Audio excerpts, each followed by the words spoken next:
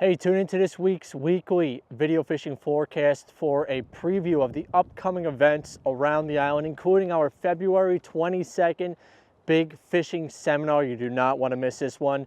We have fly tying from Paul McCain, and we have another open boat special featuring ice safety tips. The ultimate fishing authority in the Northeast, the Fisherman Magazine.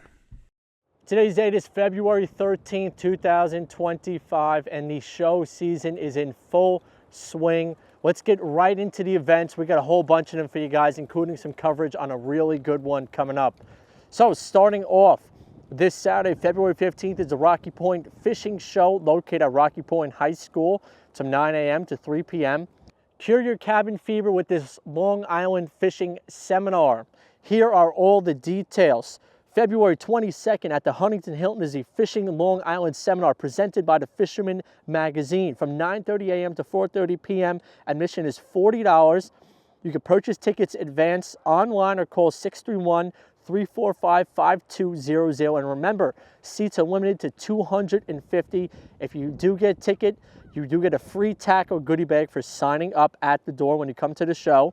But for the seminars, offshore, we have Bryce Poyer from 9 a.m. to 10 p.m. He's breaking down the bluefin run for us. Then from 10 to 11, Captain John Padawan is going to go over light tackle fundamentals. Great light tackle seminar right there. From 11 to noon, Crazy Alberto Nye is going to be doing a seminar on optimizing your surf success. Then from 1 p.m. to 2:30 p.m., Long Island's fishing authorities are going to have a roundtable. On the South Shore, we have Captain Doug Toback from the Corazon. Nuno Decosta from Tyalure Tackle up in Rye. We have Captain Pat Barrett from the Shamrock representing the West End. On the East End, Captain Joe Paradiso from the Nautical Lady. Moving on to the Master Anglers Roundtable from 2:30 to 4:30 to close out the event. We have Captain Joe McBride from Montauk, Captain Bob Rochetta from Orient, Doc Muller, surf fishing legend, Al Steiger, renowned boat builder, Captain John Raguso, Fisherman Magazine electronics editor, Stan Henschel from the Rocky Point Fishing Shop back in the day, and we have Captain Al Lorenzetti as well. It's going to be a great event. I hope to see you guys there. I'm going to be moderating it along with Mike Caruso. Get your tickets in advance. We'll see you at the event. Moving on, March 1st, another can't miss event is the Ward Melville High School Fishing Fundraiser and Show. It's at the Ward Melville High School. It's going to be going from 8:30 a.m. and there's going to be a ton of stuff there. There's going to be custom rod builders, teasers, surf fishing, inshore, offshore, seminars. It is free admission as well. You do not want to miss this show. We're going to be there as well. Then on March 8th is the annual Long Island Fly Fishing Expo at the Radisson Hotel.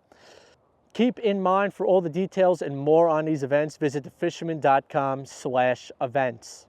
And the Fisherman Magazine will be present at most of these shows mentioned. And remember, if you do sign up for the magazine at these shows, you will get a free pair of Danko fishing pliers with your subscription of the magazine. So come on down, sign up for the magazine. You get all 38 issues. Sign up now before supplies runs out. We hope to see you at one of these shows at the Fisherman Magazine booth.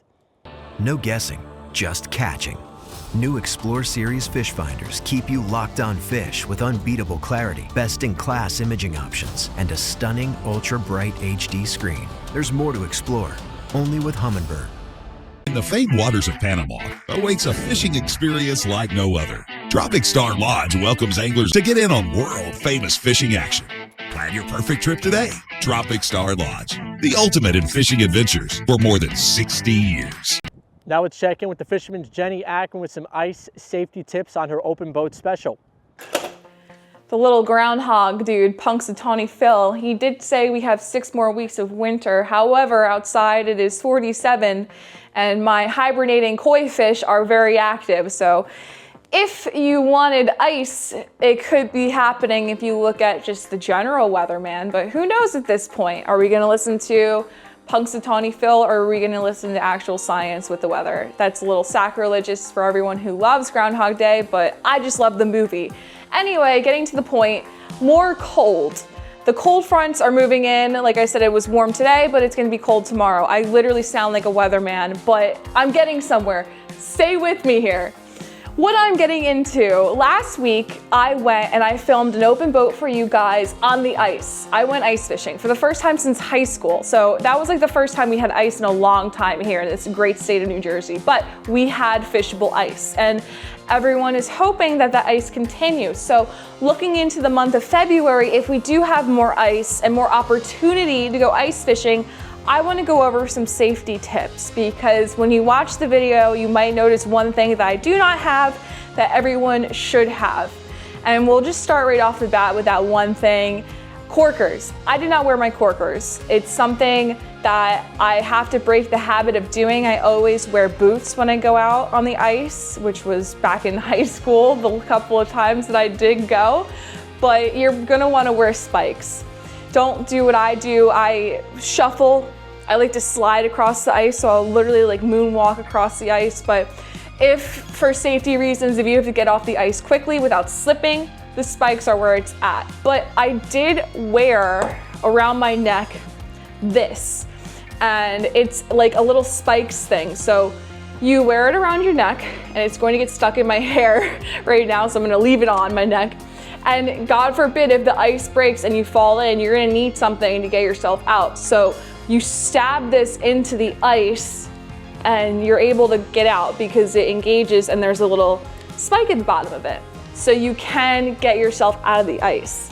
Another thing that I heard from a lot of guys who've been ice fishing longer than I've been around is like using bring a giant tree branch out there and use that to cover ground better if you fall in, and a ton of different things like a rope. You can have a recovery rope tied to you and then tied to something on the shoreline to pull yourself out. But I don't even like thinking about if the ice breaks, but that's a safety factor that you have to take into consideration when you're jigging on the ice. So like I said, the corkers or spikes on your boots, having the spikes thing around your neck, going with a buddy. Always bring either like one or two other people, and plus you got more tip ups to check anyway. Safety is in numbers when you're on the ice, especially if you're going someplace remote. If you go somewhere by yourself, if you have to ice fish by yourself, tell someone where you're going just so they know in case they don't hear back from you, or if they don't get fishing pictures from you in a little while, they can, you know, maybe check in and send someone down there to make sure you're not a popsicle stick. But there's a lot of common sense safety factors. Another thing, like when I just went ice fishing, you trust your gut.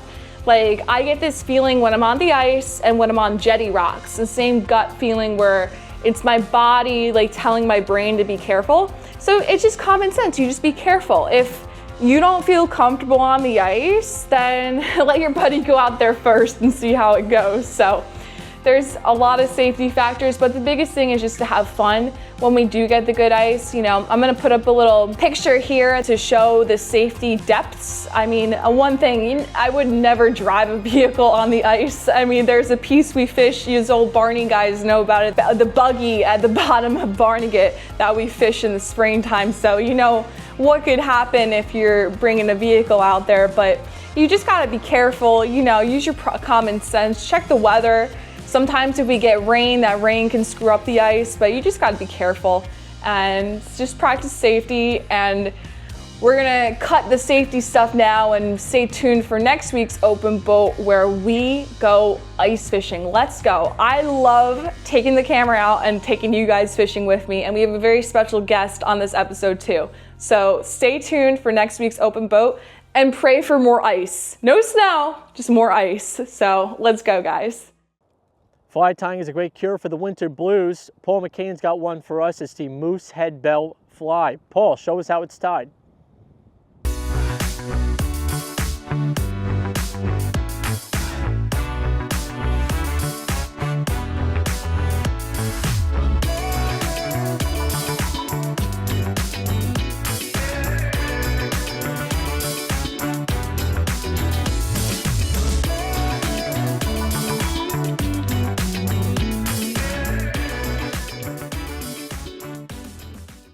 when I started in fly fishing, there weren't any videotapes. There were no DVDs. There were some books, not the best. Some magazines, and they were okay.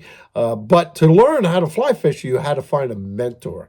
And I found two brothers, Gil and John Padavani. Two older gentlemen that were just absolutely welcoming and teaching me everything I knew. And one of the things they like to do is they would go up to Maine, and John came up with a fly, and it's a classic looking fly, and he came up with this fly, and he called it the Moosehead Belle because they used to go up and fish the Moosehead Rivers area every year. And it's a classic looking, classic. It's just a beautiful fly, easy to tie. I've done very well on this fly. I can't tell you. Maybe it's because I just believe in it so much. But I've caught a lot of brook trout and landlocked salmon and smallmouth. I use it, and this is the fly right here. It just is a beautiful looking pattern. You can see it right like that. Beautiful pattern, and easy to tie. It's not hard, and it has ready to eat materials, easy obtained materials. So. Let's get to the vise and tie us up one. Well, this is a classic pattern a good friend of mine came up with, fishing up in Maine. He came up and he calls it the Moosehead Belle. And it was so popular that the shops actually started tying them and selling them. But it's been good.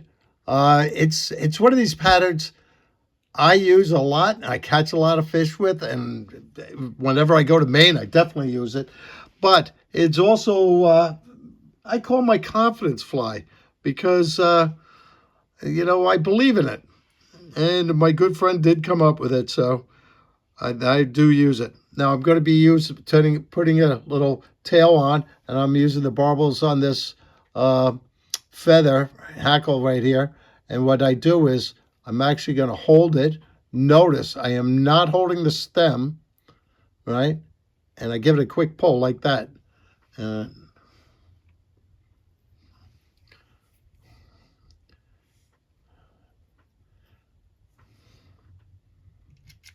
I'm going to just tie it in. Yeah, it's about right. I got a little, about half the side, half the of the shank. That's about right. And this, like I said, it's a classic looking brook trout and landlocked salmon fly. Now I'm going to use a little bit of tie in some tinsel, so where you have some flash. And I'm using this mylar tinsel that's gold on one side and silver on the other side. Now I want the gold to show. So what I do is I'm going to cut a little point on it like that, and I'm going to tie it in so the silver is facing me. So when I start wrapping it, the gold will come. Now the original one, I'm going to wrap forward. The original fly actually used floss, but I love using wool yarn, and I just find it works pretty good. Little tip: give your bobbin a counterclockwise spin, and see how it jumps back and catches the yarn.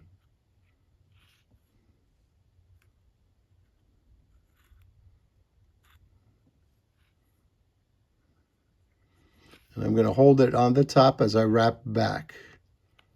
This is just going to give it a little bit of body.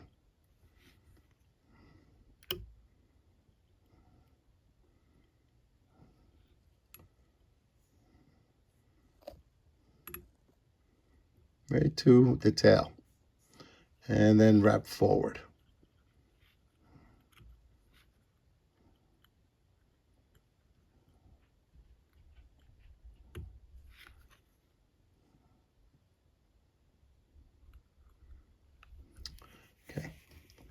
I'm going to wrap this forward. Gonna hold the tail so first wrap doesn't pull it over.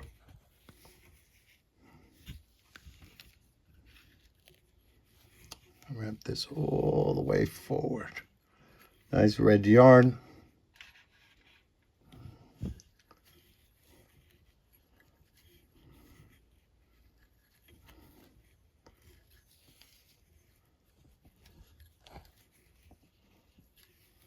Right up to this point. And I'm gonna put a couple wraps and a couple wraps in the front. And cut it.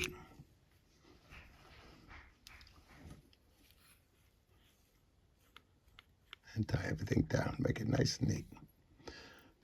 Now I'm going to take it. Now notice, I'm going to make spiral wraps, and the gold is showing.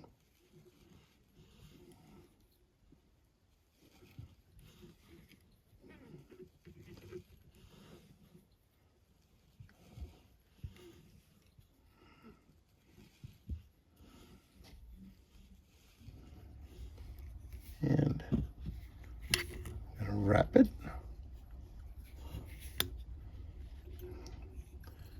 Couple wraps in the front.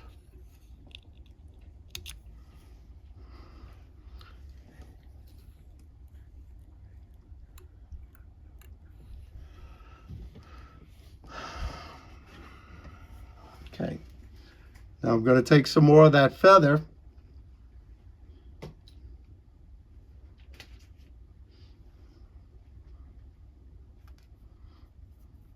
and I'm going to make a beard on it.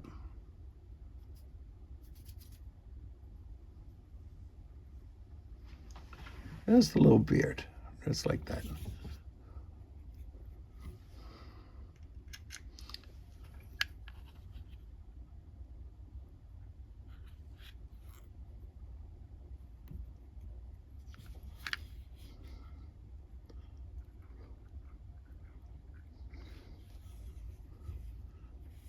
I'm going to do an underwing, and for that, I'm going to use a little, this is mallard dyed wood duck.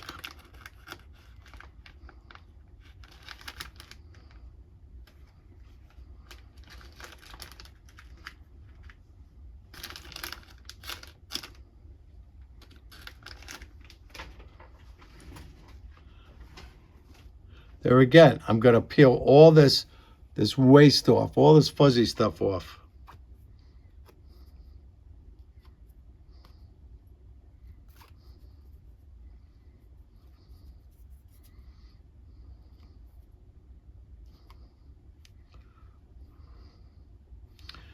And I'm going to take it and I'm going to wet my fingers and I'm going to kind of roll it in my fingers. I want to make it thin and narrow. And I'm going to measure it out.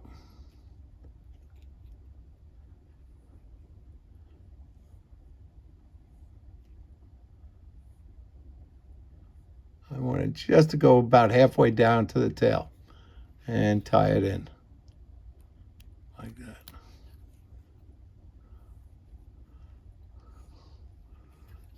Underwing. Very similar to the Wood Special. And get in there.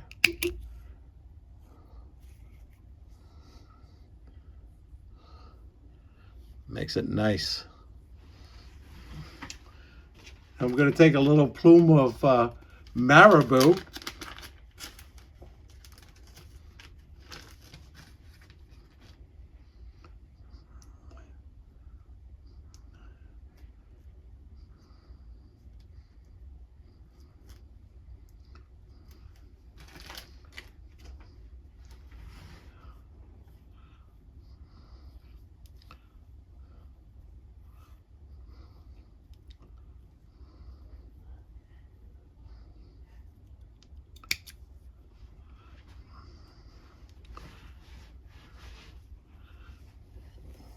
Little plume of marabou, and I want to measure it.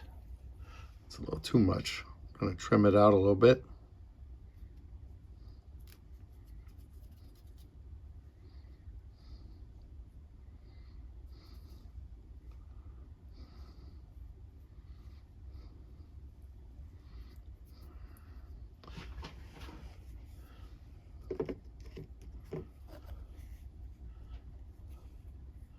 Measure it.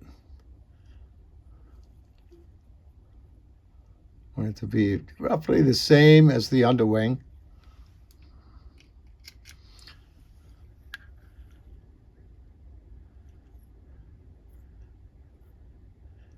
And tire it off.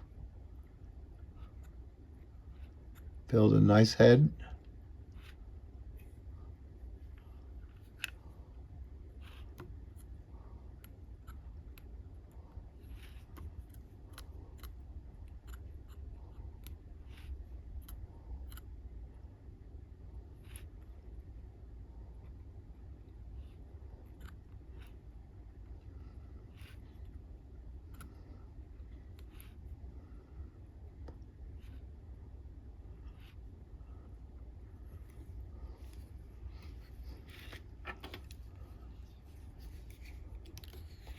We finish.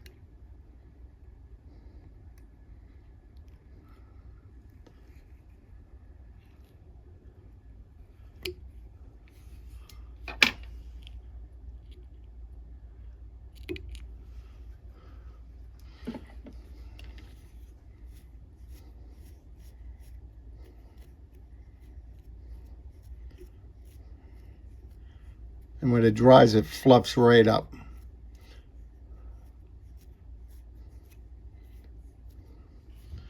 And there you go, the Moosehead Belle. This is actually one of my favorite flies to fish. I catch a lot of fish on it. So try some up and try them in the county. I'm sure there'll be a favorite in there. All right, let's head over to the map, see what we're hearing recently. A few reports came in this past week. Starting off, the king cod, they got out and they said they had improved fishing on Saturday in some deeper water. A handful of quality keeper cod came up and a hefty pile of large and XL-sized red hake made it over the rails. They will be sailing again on Saturday, February 15th. For details, text the captain and see their Facebook page, King Cod Fishing. Also, fisherman subscriber Emmett from Astoria, Queens, he's enjoying the warmer weather and has sent us these photos from Southwest Florida. He's having a blast on the light tackle for gag grouper, snook, and sea trout, all caught on his kayak. Nice job, Emmett. And if you do have a notable catch, email me at mbroderick@thefisherman.com. I'll try and get into the weekly video fishing forecast or the magazine.